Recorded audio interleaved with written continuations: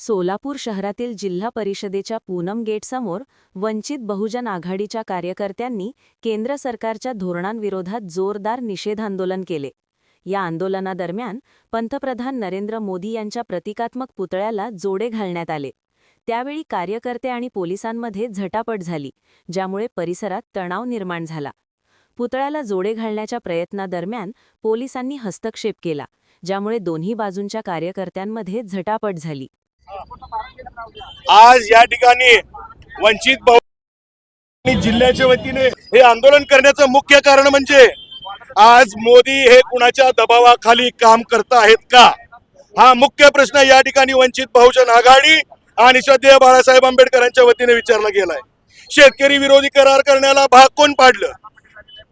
Iran आणि इराकच्या या इस्रायलच्या युद्धावर आपण कुणाच्या दबावाखाली निर्णय घेताय का? भारत हा सार्वभौम देश आहे, भारत हा स्वतंत्र देश आहे, तरीही भारताचा रुपया कोलमांडलाय, तरीही या गोष्टीला मोदी गप्प आहेत. आजपर्यंत मोदींनी घेतलेले निर्णय हे ट्रम्प त्यांच्या इशाऱ्यावर घेतलेत का? मुद्रा मोदी हे मुजरा मोदी झालेत का?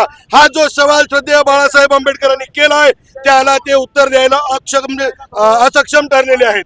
म्हणून या ठिकाणी सोलापूर शहर आणि जिल्हा युनिटच्या वतीने आज हे आंदोलन छेडण्यात आलेलं आहे. सांगायचा उद्देश हा आहे की ज्या जगभरामध्ये धुमाकूळ घातलेल्या एप्स्टीन फाईल मध्ये पेट्रोलियम मंत्र्याचं नाव येतं, एका उद्योगपत्याचं नाव येतं, आणि हे उद्योगपती जे आहेत ते मोदीचे मित्र आहेत का?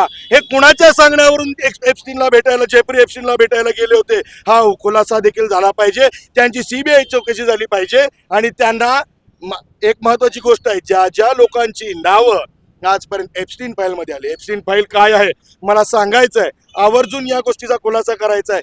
ज्या ठिकाणी सेक्स ट्रॅफिकिंग आणि लहान मुलांना घेऊन त्याचं मांस खाण्याचं घाण कृत्य जे मानवतेला काळिमा फासणार आहे, अशा ह्याच्यामध्ये मोदींच्या सहकाऱ्यांची नावं सापडतात कशी? ते कुणाच्या सांगण्यावरून गेले? त्यांचं मागे जाण्याचा म्हणजे जेफ्री एप्स्टीनला भेटण्याचा उद्देश काय होता?